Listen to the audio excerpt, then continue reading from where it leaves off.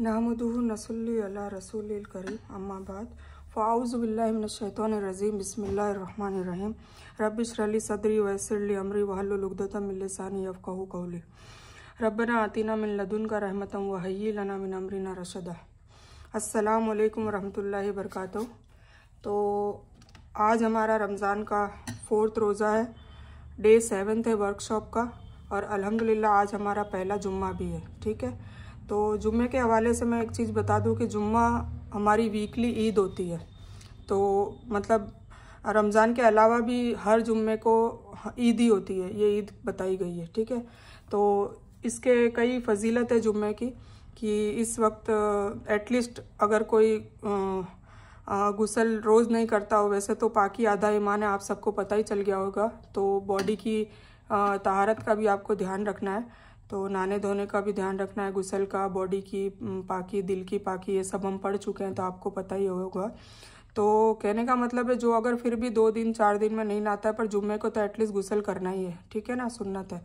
तो एक तो गुस्ल के हवाले से, दूसरा जुम्मे के दिन ईद बोली जाती है। जैसे हम रमज़ान की ईद कैसे मनाते हैं, हम खाना खिलाते हैं, खाते हैं, खीर खाते हैं, फिर खीर खाने लोगों पर रिश्तेदारों के पास जाते हैं, रिश्तेदारों से मिलते हैं, मतलब एक एंजॉय करते हैं, एक अच्छे से मनाते हैं। वैसे ही जुम्मे को भी ऐसे ही मनाना चाहिए, नहाना चाहिए, खुशबू लगानी चाहिए बदन पर, नमाज़ पढ़ने, जैसे जेंट्स लोग मस्जिद में जाते हैं, औरतों को भी नमाज़ पढ़नी चाहिए। तो ये सारी चीज़ें जुम्मे की एक आदाब है। ठीक है, तो खैर ये तो सबको पता होगा, पर मैंने थोड़ी सी इसको बता दिया।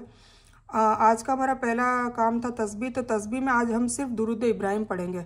कम से कम मैंने 10 तस्बीह लिखी है, मतलब 1000 बार पढ़नी है। पूरे दिन में कोई बड़ी बात नहीं है, मुंह से ही पढ़नी है, सबको याद होती है, क्योंकि हर कोई नमाज में पढ़ता है, वही दुरूद इब्राहिम है। ठीक है, तो ये पढ़नी है। और एक्स्ट्रा एक तस्बीह मैंने लिखी है कि जिसके कर्जा हो ना, कर्जे का मसला है, तो वो लेडीज़ आज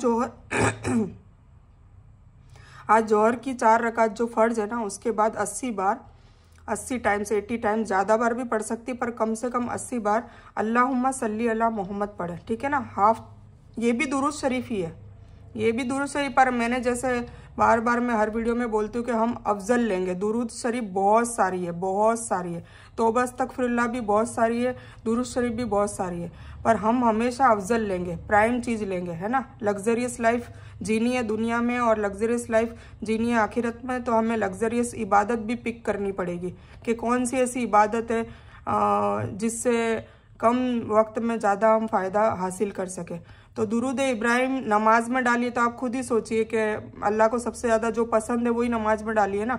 जो सूरह पसंद है वो डाल दी, जो तौबा पसंद है वो डाल दी, अल्लाहुम्मा इन्नी ज़लमतु नफ्सी जुल्मन कसीरा हम पढ़ते हैं वो, और जो अल्लाह की इबादत कैसे करनी चाहिए अत्तहियातु वो डाल दी। तो हम ये अत्तहियातु और जो नमाज का जैसे हम यहाँ करते हैं ना कि एक एक हम जो स्टार्ट कर रहे हैं, तो जब लास्ट में हम तशहुद क़याम में जो पढ़ते हैं, तशहुद, दुआए मासूरा, दुरूद इब्राहिम, तो इन सब की हम जब तर्जुमा सीखेंगे तब इसमें आपको पता चल जाएगा। ठीक है, तो कुल मिला के आज दुरूद शरीफ का ही दिन है, क्योंकि आज हुजूर पाक सल्लल्लाहु अलैहि वसल्लम का दिन है। हुजूर पाक सल्लल्लाहु अलैहि वसल्लम दिन ऐसे नहीं है, पर दुरूद इब्राहिम जुम्मे के दिन ही तोहफे के रूप में हुजूर पाक सल्लल्लाहु अलैहि वसल्लम तक पहुँचाई जाती है हर उम्मती की, चाहे आप कभी भी पढ़ो, तो वो जुम्मे का दिन होता है पहुँचाने का।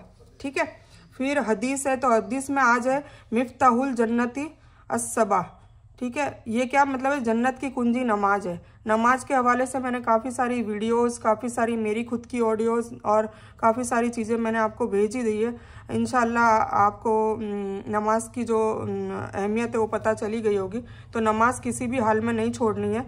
और मैंने ये भी बता दिया कि ज़रूरी नहीं आप पूरी पूरी इतनी लंबी लंबी नमाज़ें पढ़ें, आप सिर्फ फ़र्ज को पिक कर लें, और जो बिल्कुल नहीं पढ़ता वो एटलीस्ट फ़र्ज को पिक कर ले, 40 दिन फ़र्ज पे वो टिका रहे। और कोई बड़ी चीज़ नहीं है, सिर्फ फजर में बस आपको 2 सुन्नत साथ में लेनी है, 2 सुन्नत और 2 फ़र्ज, और फिर 4 फ़र्ज, 3 फ़र्ज और 4 फ़र्ज और 3 वित्तर।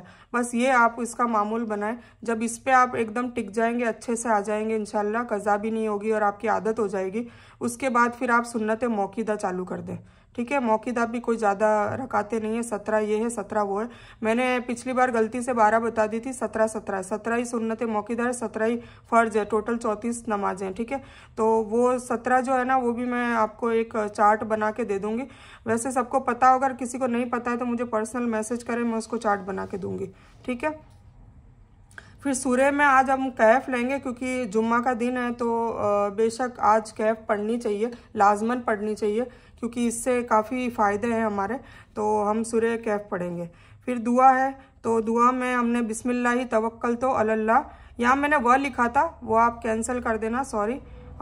कई बार दिमाग बहुत जगह चलता है तो मैं लिखने में मिस्टेक करती हूँ, फिर मैं जब चेक करती हूँ तब मुझे समझ में आता है। और इसी तरह मैंने यहाँ इसमें भी लिखा है अपने, मेरी जो शेड्यूल है ना वो आप देखना, अगर आपने सेम वही उतारी है तो उसमें मैंने अल्लाहुम्मा बिस्मिका व अमुतु व अहया लिखा है, जबकि वह नहीं आता है। बिस्मिल्लाह अल्लाहुम्मा बिस्मिका अमुतु व अहया, मैं इसकी स्क्रीनशॉट आपको भेज दूंगी। तो वैसे तो वो वैसे नहीं है, वह का मतलब और होता है, पर जो अल्लाह ने कलाम लिखा है हमें सेम वो का वही लिखना होता है। बाकी ऐसे हम नॉर्मली लैंग्वेज सीखते हैं उसमें लिखते हैं तो हम अपने हाथ से ऐड वेड कर सकते हैं, पर ये हमें मेरा बताने का मतलब ये था, ये समझाने का, ग्रामर वगैरह सीखते हैं ना तो वह का मतलब और होता है, ठीक है। तो और जैसे मैंने मान लो बोल दिया कि अल्लाह के नाम से शुरू करती हूँ, सारा भरोसा मेरा अल्लाह पर ही है ना। और ये जैसे देखो मैंने हिंदी में लिखा है ना और, तो ये और मतलब वही है, पर अल्लाह ने नहीं लिखा हुआ तो हमें भी नहीं बोलना, ठीक है। तो ये मैंने समझा दिया। फिर अलग ला हौला वला कुव्वता, ठीक है ना। अब वह इधर लिया है, हो ला वला, ठीक है, कुव्वता इल्ला बिल्ला। तो आज की दुआ जो पढ़ने वाली है, बिस्मिल्लाहि तवक्कलतु अलल्लाह, ला हौला वला कुव्वता इल्ला बिल्ला, ला हौला वला, देखो यहाँ पे मैंने वला नहीं लिखा है,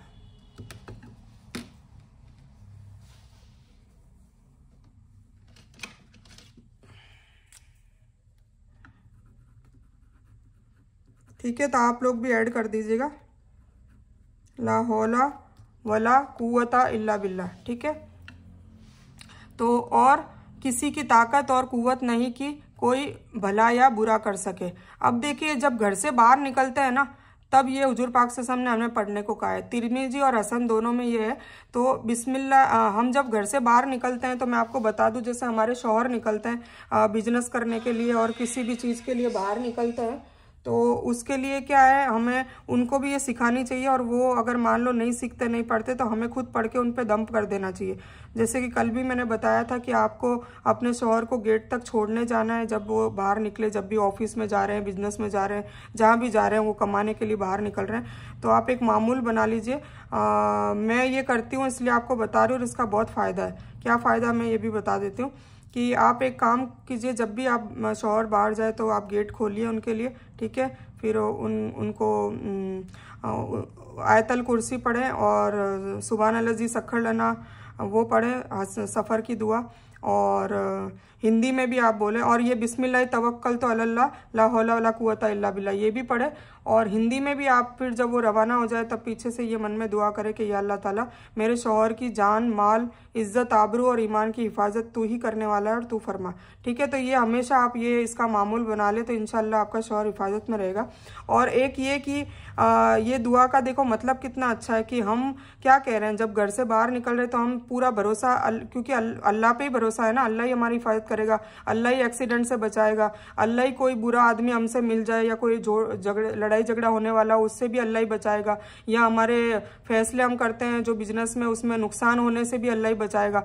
तो हम सारा भरोसा पहले ही अल्लाह पे डाल देते तो अल्लाह हमारा पूरा दिन, हुजूर पाक सल्लल्लाहु अलैहि वसल्लम ने कहा है कि पूरा दिन उसका अल्लाह हिफाजत करता है। साहबा को ये बताइए बात कि ये पढ़ा करो कि अगर ये पढ़ के अगर बंदा निकलेगा बाहर तो अल्लाह की हिफाजत उसके ऊपर लाजिम हो जाती है, मतलब सुबह से लेकर शाम तक वो अल्लाह की हिफाजत में, निगरानी में रहता है। तो सोचिए कितनी बड़ी बात है, कितना बड़ा हथियार दे दिया। इसीलिए तो कहते हैं दुआ मोमिन का हथियार है, दुआ मोमिन का हथियार है। नेक्स्ट जो इंशाल्लाह हदीस जो होगी वो मेरी यही है, तो इसीलिए कहा गया है। तो हमें ये दुआएं आनी चाहिए, हमारे पास हथियार है सारे, हर चीज़ के, हर नुकसान के, हर मसले के, हर परेशानी के, पर वो हमें पता नहीं है, ठीक है ना। तो ये चीज़ मैंने आज ये बता दी दुआ। फिर मांगने वाली दुआ हमें आज ये करनी है कि अल्लाहुम्मा इन्नी असअलुका अल जन्ना। जैसे हम अल्लाहुम्मा अज़िरना मिनन नार आई थिंक सब पढ़ते होंगे फजर और मगरिब की नमाज, हाँ फजर और मगरिब की नमाज के बाद, पर आपको ये भी पढ़नी है मतलब उसके ऑपोजिट। अल्लाहुम्मा अज़िरना मिनन नार का मतलब है कि या अल्लाह ताला जहन्नम की आग से बचा, और जहन्नम की आग से बच के हमें जाना कहाँ है, जन्नत में। तो या अल्लाह ताला मैं तुझसे जन्नत का सवाल करती हूँ, सवाल मतलब मांगती हूँ, ठीक है ना। दुआ का मतलब होता है पुकारना, और सवाल का मतलब होता है मांगना, ठीक है। हम दुआ को कहते हैं मांगना, पर मांगना दुआ का मतलब नहीं है, दुआ का मतलब है पुकारना, और मांगने को सवाल करना कहते हैं। तो असलुका का मतलब है सवाल करना, ठीक है।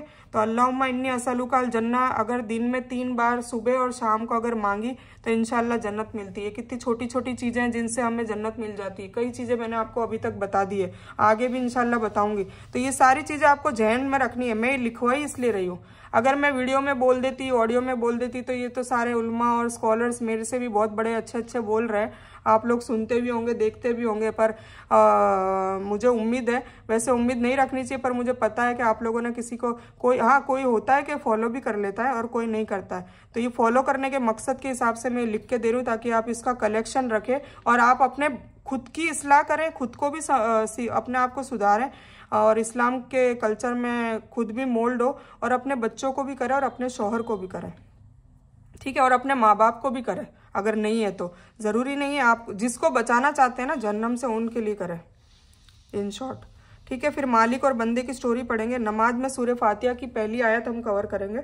और आज का मैं टास्क आपको ये दे रही हूँ कि अपने भाई बहनों से नाराज़गी अगर है तो उसको दूर करें, आपकी गलती ना हो तो भी उनसे माफ़ी मांग लें, मसले को ख़त्म करें, ठीक है। ज़िंदगी मौत का कोई भरोसा नहीं है, कभी भी हम टपक सकते हैं, कभी भी हम जा सकते हैं। कुल्लुन नफ्सिन ज़ायक़तुल मौत, और हर बंदे को, हर नफ्स बोला ना, कुल्लुन नफ्सी, हर नफ्स को, इंसान नहीं बोला, मखलूक नहीं बोला, मुसलमान नहीं बोला, मुशरिक नहीं बोला, क्या बोला है, नफ्स, मतलब जो भी नफ्स है उन सबको मरना है, ठीक है ना, मौत का मजा चखना है। तो उससे पहले हर बंदे से आप राजी हो जाए, और हर बंदे को आप राजी कर ले, आप राजी भी कर ले और आप राजी भी हो जाए, ठीक है।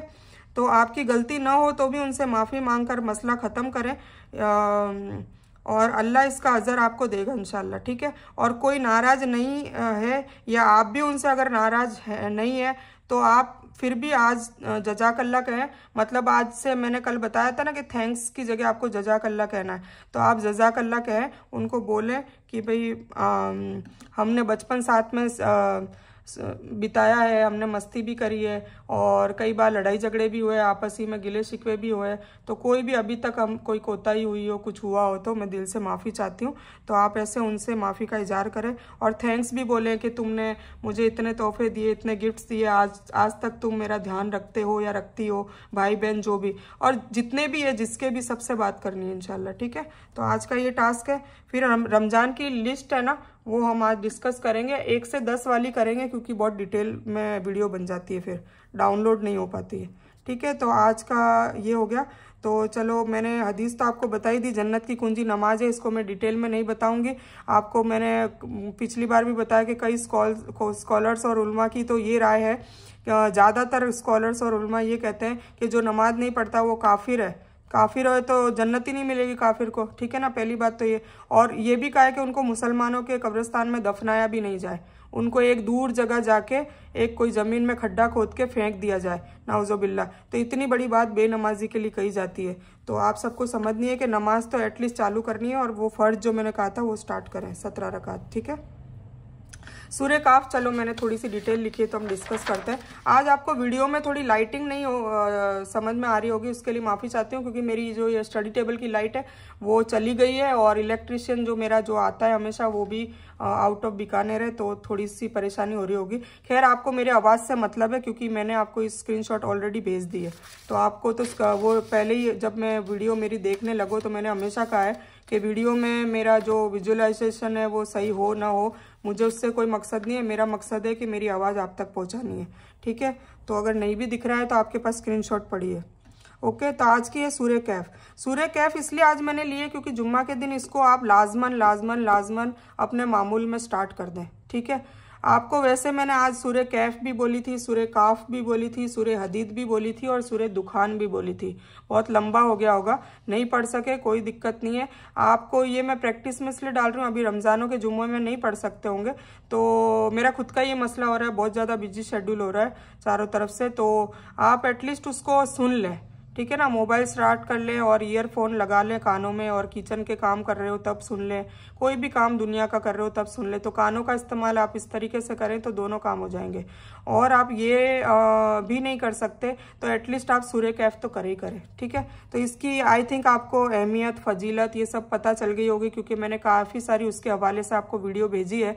अगर आपने नहीं सुनी है तो आपको सुननी है, क्योंकि सिर्फ आपको मेरी वीडियो पे फोकस नहीं करना है। मैं जो भी आपको वीडियो या कुछ भी कंटेंट भेज रही हूँ ना, उसका एक मकसद है, उसकी एक हिकमत है। तो आप उसको हल्के में ना लें कि नहीं सिर्फ रेहाना का ही वीडियो देखना है बाकी चलेगा, ऐसा नहीं है। मैं वहाँ भीड़ इकट्ठा नहीं कर रही हूँ। मैं आपको जो जो आपका फ़ायदा जिस में होगा, जिससे आपको दिल, दिमाग, अक्ल और जुबान, कान, नाक, आँख और नफ्स सब में जिसमें फ़ायदा होगा उसी के हवाले से मैं भेजती हूँ। तो आप उसको प्लीज़ स्किप ना करें कि एक वीडियो देख ली एक नहीं। और ये मैं पहले दिन से बोल रही हूँ, डे फर्स्ट से आपको ये मैं इसका बार बार तज़किया करती हूँ, ताकि आप इसका मामूल बनाए रखें। 100% करेंगे तभी 100% मोमिना की कैटेगरी में आएंगे, और 100% मोमिना बनेंगे तो ही 100% आपकी दुआएं कबूल होगी, ठीक है। तो सूरह कैफ आज हम डिस्कस करते हैं कि आप लोगों ने, वही मैंने लिख लिया है सारा, कि आप लोगों ने आज की सूरह के मुतालिक वीडियोस देखी होगी, आई होप देख ली होगी। मकसद ये था कि उसकी फजीलत, अहमियत पता चले आपको, और उससे होने वाले फ़ायदे जो हमारी दीन और दुनिया में भी कमालात करते हैं वो पता चले, ताकि आप इसको हर जुम्मा पढ़ने का मामूल बनाएं, ठीक है। तो अब इसमें जो मैंने कंटेंट भेजे उसमें जो चीज़ नहीं है ना, जो मेरे मालूमात में है वो मैं आपको बता रही हूँ कि इसमें देखिए 4 स्टोरीज है। ये क्यों बता रही हूँ? ताकि आपका इंटरेस्ट जगे और अंदर से आपको पता चले। वैसे तो आप लोगों ने तर्जुमे अभी सुने हैं, तफसीर भी सुनी है, पर फिर भी मैं आपको ऐसी लेमन लैंग्वेज में बताती हूँ कि आपको दिमाग में रहे। इस सूरह में 4 स्टोरीज है ना, 4 अलग अलग स्टोरीज आई है। स्टोरीज के हिसाब से हम समझेंगे ना तब कुरान में पढ़ने में दिलचस्पी भी होगी, क्योंकि मैंने बताया था ना कि गानों में क्यों इंटरेस्ट होता है, क्योंकि एक तो वो अपनी लैंग्वेज में होता है, हिंदी में होता है। गाने तो टर्किश में, इटली में, फ्रांस में, हर लैंग्वेज में बनते हैं, अरबिक में भी बनते हैं। तो हम क्यों हमारी लैंग्वेज के गाने सुनते हैं? हाँ, हम पंजाबी और ये जो इंडिया के पंजाब का हो गया, राजस्थानी हो गया, मारवाड़ी हो गया, गुजराती हो गया, ये गाने फिर भी सुन लेते हैं, क्योंकि ये थोड़ी सी हमारे से मैच होती है, हमको थोड़ा बहुत समझ में आ रहा होता है। कुल मिला के हमें जो समझ में आता है हम वही चीज़ करते हैं। तो हम गानों में इंटरेस्ट, हमारा पहला रीज़न होता है कि वो हिंदी में होता है, क्योंकि हिंदी हमें सबको आती है, पूरे इंडिया वालों को आती है, ठीक है। पहली बात तो ये हो जाती है। दूसरा ये कि हम अपनी ज़िंदगी के कुछ हालात ऐसे होते हैं, मसले होते हैं, अगर किसी को गम मिला होता है या किसी के बॉयफ्रेंड ने गर्लफ्रेंड को छोड़ दिया होता है तो वो वैसे गाने सुनता है। किसी की नई नई शादी हुई है तो नई नई शादी वाले गाने सुनता है। किसी की तलाक हो गई है तो वो रोने वाले गाने सुनता है ना। कहने का मतलब है कि जो अपने ज़िंदगी के हालात होते हैं ना, उसको वो उसमें कंपेयर करता है, उसमें फिक्स करने की कोशिश करता है, और फिर उसको मज़ा आता है, ठीक है। सॉरी, आपको वीडियो वापस और ज़्यादा हो गई होगी क्योंकि मेरी अब कमरे की लाइट भी बंद हो गई है, ठीक है। कोई मसला नहीं है, मेरी आवाज़ तो आपको आ ही रही है, तो आप देखें, ठीक है। तो इसमें 4 स्टोरीज है। सबसे पहली स्टोरी है असहाब काफ की, मतलब गुफा वाले लोग। काफ का मतलब होता है गुफा, असहाब मतलब लोग, ठीक है ना। सहाबा अपन बोलते हैं ना, सहाबा तो लोग। तो असहाब काफ की ये स्टोरी है। तो असहाब काफ मीन्स गुफा वाले लोग। ये पूरा असहाब काफ की एक स्टोरी है। तो वर्कशॉप नंबर 2 में है ना, इंशाल्लाह मैं सिर्फ स्टोरियाँ ही सुनाऊंगी आपको, नबी की स्टोरी और आदम अलैहिस्सलाम से लेके हुजूर पाक सल्लल्लाहु अलैहि वसल्लम तक की स्टोरी, और फिर कुछ ऐसे ताबेइन औलिया निकल जाएंगे उनकी स्टोरी। फिर उसके बाद ये जैसे कुरान में जिसकी स्टोरीज है, जैसे जुल्करनैन की स्टोरी है, असहाब काफ की स्टोरी है, लुकमान की स्टोरी है, ये सारी स्टोरीज और मतलब स्टोरीज सुनाएंगे, ताकि इंशाल्लाह आपको फिर वर्कशॉप नंबर 3 में हम कुरान शरीफ का तर्जुमा स्टार्ट करेंगे, है ना। तो 2 में जब आप पूरा कुरान स्टोरी वाइज समझ जाएंगे, आपको मतलब तर्जुमा आए ना आए, अगर कोई इमाम के पीछे या आप वहाँ काबा वहाँ जाते हैं मक्का मदीना, तो वहाँ पे कोई नमाज में कोई सूरत चालू हो रही है, जैसे असहाब काफ उन्होंने पढ़नी स्टार्ट करी, तो आपको एटलीस्ट अब ये याद आ जाएगा कि इसमें 4 स्टोरी है, वो चल रही है, है ना। तर्जुमा नहीं आता होगा कोई बात नहीं, पर आपको इतना तो पता चल जाएगा कि उसमें एटलीस्ट 4 स्टोरियाँ हैं जो वो चल रही है, आपको इतना दिमाग में आएगा, तो वही बहुत है। स्टार्टिंग ये पहला कदम होगा हमारा तर्जुमे के अंदर, ठीक है। तो उसमें सबसे पहली स्टोरी है कि असहाबे काफ मतलब गुफा वाले लोगों के नाम से ही यह सूर्य का नाम पड़ा है, सूर्य काफ, ठीक है। दूसरी स्टोरी है जुल्करनैन नाम का एक बादशाह था जो इंसाफ पसंद था, मतलब अल्लाह के हुक्मों को मानता था, इंसाफ पसंद था। तो वो इतना इंसाफ पसंद था कि उसका अखलाक इतना, उसकी अदा इतनी पसंद आ गई अल्लाह ताला को कि देखिए वो किसी पोस्ट में नहीं थे, मतलब ना नबी ना रसूल ना कोई ऐसे, पर इंसाफ पसंद होना ही उनको, बस वो अदल वाले बादशाह थे, हक को हक, सच को सच और गलत को गलत करना पसंद करते थे। तो इसीलिए उनको उनका नाम बोलिए, उस वजह से, इस अदा की वजह से उनका नाम कुरान पाक में, कितनी बड़ी बात है। हर मतलब कयामत तक हर बंदा उनके नाम को जानता है। अल्लाह ऐसे फेमस करना चाहे तो अल्लाह ऐसे कर देता है, ठीक है ना। तो जुल्करनैन नाम की एक बादशाह की इसमें स्टोरी है, और इसमें याजूज माजूज की भी, जुल्करनैन ने याजूज माजूज का उनका भी नाम है। तो ऐसा नहीं कि अच्छे अच्छे लोगों का ही नाम है, गलत लोगों का भी इसमें नाम है। तो जिसका भी नाम हो, ऐसा जरूरी नहीं कि सारे अच्छे ही हो, ठीक है ना। इसमें कुत्ते का भी नाम है, जैसे मैंने उस दिन बताया था, कल्ब और कल्ब, कल्ब का मतलब होता है दिल और कल्ब का मतलब होता है कुत्ता, तो वो कल्ब इसमें आएगा, ये असहाबे काफ में आएगा कि एक कुत्ता था। तो वो अभी हम तर्जुमा पढ़ रहे हैं, अभी इसके बाद तो वो पता चलेगा उसके, ठीक है। वो स्टोरी है। फिर दो, अच्छा ये मैं जो तर्जुमा पढ़ूंगी ना तब अभी आपको समझ में आ जाएगा, ठीक है ना, तो आप चिंता ना करें। फिर 2 बाघ वालों की स्टोरी है। 2 आदमी होते हैं, उसमें एक घमंड कर लेता है, दूसरे वाले को हकीर समझता है। तो ये हमको समझाने के लिए अल्लाह ताला ने ये स्टोरी भी डाली है, ठीक है ना। तो हमें आज से किसी को हकीर नहीं समझना और घमंड भी नहीं करना। अगर अल्लाह हमें नेमतें दे दे, बंगले दे दे, गाड़ियाँ दे दे, या हमारे बच्चे इंटेलिजेंट पैदा हो, खूबसूरत पैदा हो, या आपको कोई खूबसूरती दे दे, कोई भी ऐसी नेमत दे दे जो आपको ऐसा लगता हो कि दूसरों से ज़्यादा मेरे पास है, तो आप एक तो घमंड भी ना करें, अपने आप को आई एम समथिंग ना समझे, ओवर कॉन्फिडेंस में ना आए, और दूसरे सामने वाले को हकीर भी ना समझे, उसको एरा गेरा और नथु गेरा मत समझे, ठीक है। तो एक ये वो स्टोरी है, उससे भी हमें एक सबक लेना है। और चौथी स्टोरी मूसा अलैहिस्सलाम और खिज़र अलैहिस्सलाम की स्टोरी है। तो ये भी बहुत बेहतरीन स्टोरी है और इनसे भी हमें एक सबक मिलता है। तो इंशाल्लाह हम ये चारों स्टोरीज से एक सबक सीखेंगे आज इंशाल्लाह। तो और क्यों पढ़नी चाहिए, वजह क्या है, और जुम्मे के पढ़ने से क्या फ़ायदे होते हैं, ये सब तो मोस्टली आपको वीडियोज़ में पता चल गया है। तो मैं आपको नहीं बताऊंगी क्योंकि मेरे गले में क्या है, दर्द हो रहा है अभी थोड़ा, तो मैं कम बोलूँगी और आपको दिखाऊंगी ज़्यादा, ठीक है।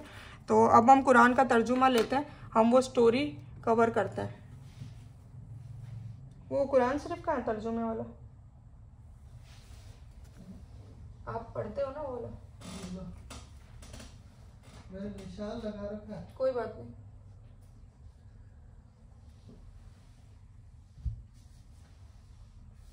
आउज़ु बिल्लाहि मिनश शैतानिर रजीम, बिस्मिल्लाहिर रहमानिर रहीम। तो आज हम सूरह कैफ पढ़ते हैं। सिर्फ तर्जुमा सुनाऊंगी मैं, सिर्फ ओनली, फटाफट, ठीक है। तो हम सूरह कैफ ले लेते हैं।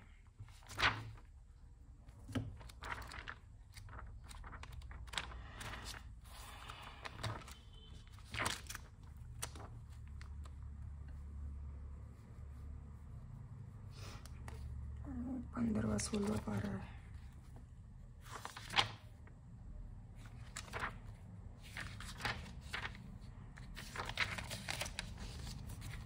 ये सूरह कैफ, ठीक है। औज़ु बिल्लाहि मिनश शैतानिर रजीम, बिस्मिल्लाहिर रहमानिर रहीम। तो मैं स्टार्ट कर रही हूँ। सूरह कैफ मक्के में उतरी और इसमें 110 आयतें और 12 रुकू है।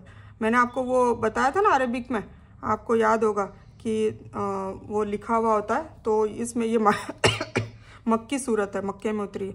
अल्लाह के नाम से शुरू करती हूँ जो बड़ा मेहरबान निहायत रहम करने वाला है। सभी तारीफ़ है, पहली आयत है, सभी तारीफ़ है उसी अल्लाह के लिए, अल्लाह के लिए ही लायक है जिसने अपने बंदे पर यह कुरान उतारा और उसमें कोई कमी बाकी नहीं छोड़ी, बल्कि सभी कुछ ठीक ठाक रखा ताकि अपने पास की सख्त सजा से बाखबर कर दे और ईमान लाने वाले और नेक काम करने वालों को खुशखबरी सुना दे, उनके लिए अच्छे बदले हैं, ठीक है, जिसमें वे मुस्तकिल तौर से हमेशा रहा करेंगे। और उन लोगों को भी डरा दे जो कहते हैं कि अल्लाह ताला औलाद रखता है, नाउजुबिल्लाह। ठीक है ना, अल्लाह ताला औलाद रखता है। ये कौन से लोग हैं? ये यहूदी और नसारा है। यहूदी लोग क्या बोलते हैं कि हजरत उज़ैर अलैहिस्सलाम है ना, जो नबी है, वो नाउजुबिल्लाह अल्लाह के बेटे हैं। और हजरत ईसा अलैहिस्सलाम के लिए ईसाई लोग कहते हैं कि वो अल्लाह के बेटे हैं, नाउजुबिल्लाह। ठीक है, तो ये दोनों कौमों को बताया जा रहा है, डराया जा रहा है कि उन लोगों को भी डरा दे जो कहते हैं कि अल्लाह ताला औलाद रखता है। हकीकत में ना तो खुद उन्हें इसका इल्म है, ना उनके बुजुर्गों को इसका इल्म है। यह बहुत बड़ा बहतान है, बुरा बहतान है जो उनके मुंह से निकाल रहे हैं। वह केवल झूठ बक रहे हैं। ठीक है, तो कैफ का मतलब है गुफा। इसमें गुफा वालों का बयान है, इसलिए इसे सूरह कैफ कहा जाता है। ठीक है, जैसे कि मैंने आपको पहले ही बता दिया। इसकी शुरुआती 10 आयतें और आखिरी 10 आयतों की अहमियत का हदीस में बयान है। जो इनको याद करे और पढ़ेगा, ठीक है ना, समझेगा और उस पर अमल भी करेगा, वह दज्जाल के फसाद से महफूज रहेगा। और अभी देखिए जो दज्जाली फितना स्टार्ट हो चुका है, तो हमारे पास बहुत कम वक्त है। ये हम वर्कशॉप नंबर 5 में समझेंगे दज्जाली फितने के बारे में। अभी बहुत टाइम है उस चीज़ के लिए, पहले आप इस पे फोकस करें। अच्छा, ये जो हदीस आई है किस में आई है? सही मुस्लिम में है। फजल सुर अल्फ कहफ इसका जो बाब है उसके अंदर आपको मिल जाएगी, सही मुस्लिम के अंदर, मुस्लिम शरीफ। जो इसका तिलावत जुमे के दिन करेगा, ठीक है ना, जो सूरह कैफ को जुमे के दिन पढ़ेगा, अगले जुम्मे तक उसके लिए एक खास तरह का नूर बरसता रहता है, उसके सारे गुनाह माफ हो जाते हैं। कितनी बड़ी बात है, कैफ पढ़ोगे जुम्मा से जुम्मा, जो भी ना आपके सगीरा गुनाह होते हैं वो सारे माफ हो जाएंगे। ठीक है, ये कहाँ पे लिखा हुआ है? मुस्तदरक हाकिम में। अल्बानी ने इसे सही जामे सगीर नंबर 6470 में सही कहा है। इसके पढ़ने से घर में सलामती और तरक्की भी होती है, मतलब दुनियावी मामलात भी अच्छे होते हैं, जैसे कि मैंने आपको बताया। एक बार एक सहाबी ने सूरह कैफ पढ़ी, आपको वो भी बता देते हैं। एक किस्सा हुआ था जो सही बुखारी में हदीस नंबर 4724 और मुस्लिम में 795 नंबर पे ये नोट करी गई है, तो आप लोग देख सकते हैं। तो क्या हुआ, एक बार एक सहाबी ने सूरह कैफ पढ़ी। घर में एक जानवर भी था जो बिदकना शुरू हो गया। उन्होंने ध्यान से देखा कि ये क्या बात है, तो उनको एक बादल दिखाई दिया, एक बदली दिखाई दी जो ढांप रही थी, मतलब उनका घोड़ा हिल ही ना रहा था तो उसको ढांप रही थी। साहबी ने इस वाक़े का बयान हुजूर पाक सल्लल्लाहु अलैहि वसल्लम से किया। आप सल्लल्लाहु अलैहि वसल्लम ने फरमाया, इसे पढ़ा करो, कुरान पढ़ते समय सलामती उतरती है। देखिए कितनी अच्छी बात है, जब हम कुरान पढ़ते हैं ना तो हमारे सलामती भी उतरती है। तो कुरान पढ़ने से दुनिया के और आखिरत में दोनों में कमालात होते हैं। ठीक है, तो फिर ये मैंने आपको डिटेल भी साथ साथ में बता रही हूँ ताकि आपको इसका बिल्कुल दिलो दिमाग, कान, नाक सब में, मतलब आपके इसके चारों तरफ से जाएगा, तब आपके दिलो दिमाग में बैठ जाएगी इंशाल्लाह। फिर पढ़ने में भी मजा आएगा। तो फिर अगर ये लोग इस बात पर ईमान न लाएं तो क्या आप उनके पीछे इसी दुख में अपनी जान को हलाक कर डालेंगे? ये अल्लाह ताला हुजूर पाक सल्लल्लाहु अलैहि वसल्लम को कह रहे हैं, क्योंकि हुजूर पाक सल्लल्लाहु अलैहि वसल्लम अपने उम्मती के लिए बहुत फिक्र करते थे, बहुत गम करते थे। खूब तहज्जुद पढ़ पढ़ के उनके रातों को, आयशा रज़ियल्लाहु ताला अन्हा बताती कि रातों के उनके पैर सूज जाते थे। बड़ी बड़ी सूरतें पढ़ते और खूब रो रो के दुआ मांगते अपने उम्मती के लिए कि उनको अजाब ना मिले। क्यों? क्योंकि उन्होंने ज़ाहिरी में शब मेराज में जन्नत दोजख देख ली थी। शब कदर की रात को हम इंशाल्लाह शब मेराज का किस्सा बयान करेंगे, तब आपको पता चलेगा। तो उन्होंने सब कुछ देख लिया था पहले, तो जब मान लो हमें दिखाई दिया जाए कि आगे क्या होने वाला है तो कितना गम होगा। तो वो बहुत रोते थे, बहुत ज़्यादा रोते थे कि मेरी उम्मतियों पे बहुत ज़्यादा जुल्म होने वाला है और सबसे ज़्यादा उनके उम्मती गुनहगार है। ठीक है ना, और हम तो इस फहम में बैठे हैं कि हम आशिक रसूल हैं और वो हमारी शफात कर देंगे। पर शफात उन्हीं की होगी जो हकीकत में मुत्तकी और तकवे वाले और मोमिन लोग हैं, और जो इस दौड़ में, इसमें अल्लाह को खुश करने में लगे पड़े हैं। ठीक है ना, हर चीज़ से लगे पड़े हैं, उन्हीं के लिए न डर होगा न गम होगा। तो हमें नफ्से मुतमइन्ना में आने की ज़रूरत है। फिर है धरती पर जो ये 7वीं आयत है, धरती पर जो कुछ है हमने उसे धरती की जीनत के लिए बनाया है। हम उनका इम्तिहान ले लें कि उनमें से कौन नेकी के काम को करने वाला है। मैंने जैसे पहले बताया था ना कि अल्लाह ताला ने जो भी दुनिया में बनाया है, पेड़ पौधे, पहाड़, बर्फ और सूरज, चांद, ये हर चीज़ से हम फ़ायदा उठाते हैं ना। तो ये क्यों बनाया अल्लाह ने? हमारे लिए बनाया ना, तो हम उसका शुक्रिया करते हैं कि नहीं करते हैं? और शुक्रिया अदा करने में क्या करना है हमको? अल्लाह ने क्या बोला है कि आप लोगों की, आप